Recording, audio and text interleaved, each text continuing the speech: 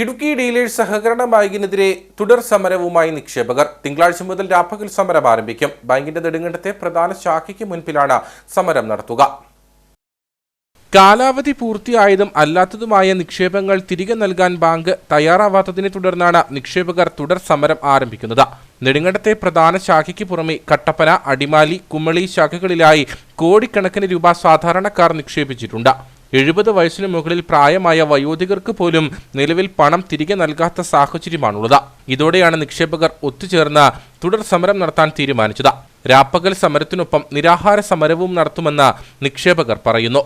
നെടുങ്കണ്ടം കേന്ദ്രമാക്കി പ്രവർത്തിക്കുന്ന ഇടുക്കി ജില്ലാ ഡീലേഴ്സ് കോഓപ്പറേറ്റീവ് സൊസൈറ്റിയിൽ ഈ പ്രദേശത്തുള്ള ധാരാളം പേർ സ്ഥിരം നിക്ഷേപം നടത്തുകയുണ്ടായി.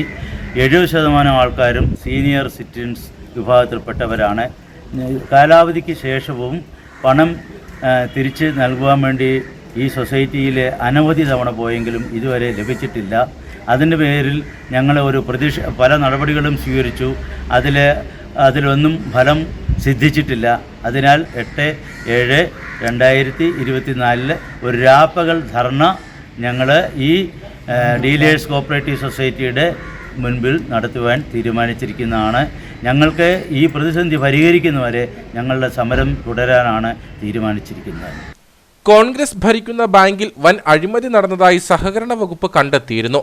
മുൻ ഭരണസമിതി അംഗങ്ങളും ജീവനക്കാരും ചേർന്ന് 3,60,00,000-ലധികം രൂപയുടെ ക്രമക്കേടാണ് നടത്തിയത്. ഇതിൽ വിജിലൻസ് കേസന്വേഷണം നടക്കുന്നുണ്ട്. മുൻ കുമളി ശാഖാ മാനേജർ 1.25 കോടിയിലധികം രൂപ തിരിമറി നടത്തിയതായും കണ്ടെത്തിയിരുന്നു. ഈ സംഭവത്തിൽ നിലവിലെ ഭരണസമിതിയുടെ പരാതിയിൽ പോലീസ് കേസെടുത്തിട്ടുണ്ട്.